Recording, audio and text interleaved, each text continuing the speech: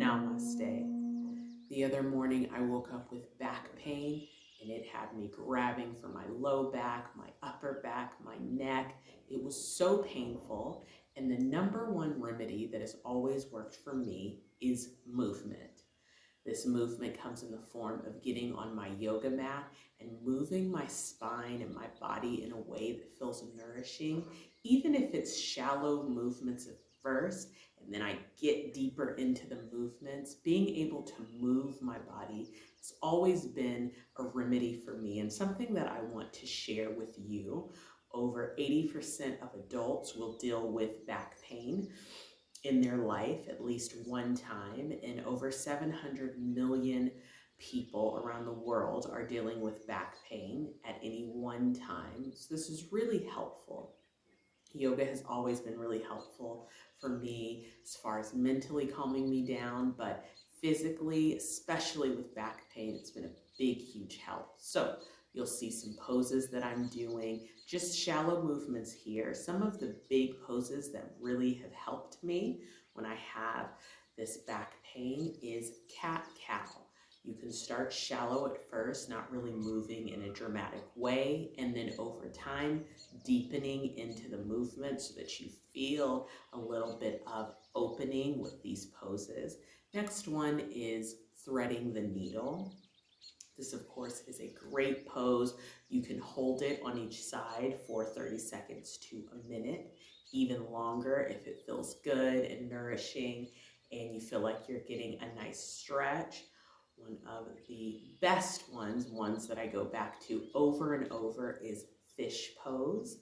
I learned this one while teaching at a surf camp because so many of the surfers and swimmers would come back with tight shoulders and upper back.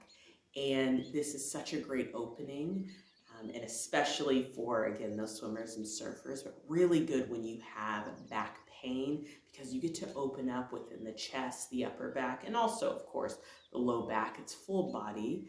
You'll see that the soles of my feet are touching, so I even get a hip opening here. So that is something that is a great way to open up in the hips as well. Another thing that can help with back pain that's kind of preventative is watching your posture. As you can see, a lot of us sit for long periods of the day with rounded shoulders, with our stomach pushed out, with our upper body leaning forward, and sitting back in a better position, a position that is spine friendly, that helps you not to be bone on bone, vertebrae on vertebrae, and just allow for some opening is really helpful. So working on your postures throughout the day. And then the core. Obviously, the core and the back play an important role with each other. The core is a stabilizer. It helps us with our balance. And when we have a kind of flabby and not so tight core, that can really make the back pain even worse. I'm not saying you have to have six-pack abs. I don't, but having some type of firmness helps. So some core exercises that really help me that you can do every single day are here, and this will just firm up your core so that you can relieve this back pain.